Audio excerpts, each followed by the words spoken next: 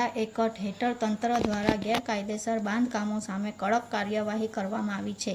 શહેરના જાડેશ્વર વિસ્તારમાં આવેલી રવિપુંજન સોસાયટીમાં રહેતા નયન ઉર્ફે બોબડા કિશોરચંદ્ર કરિયસ્થાનના નિવાસસ્થાન ઉપર આજે બોડા વિભાગ ગેરકાયદેસર બાંધકામ તોડી પડાયું છે.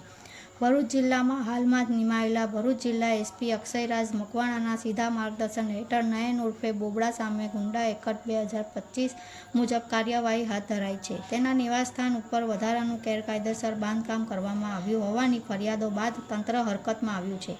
આજે સવારે બોડા વિભાગના અધિકારીઓએ પોલીસ દળની હાજરીમાં જેસીબી અને હથોડાની ગેરકાયદે બાંધકામ તોડી પડાયું છે. કોઈ અનિચ્છનીય ઘટના ન બને તે માટે સ્થળ પર પોલીસે મજબૂત બંદોબસ્ત ગોઠવી દીધો હતો. કામગીરી દરમિયાન તંત્રના પગલાંને કારણે વિસ્તારના રહેવાસીઓમાં ભારે ચર્ચા જાગી હતી.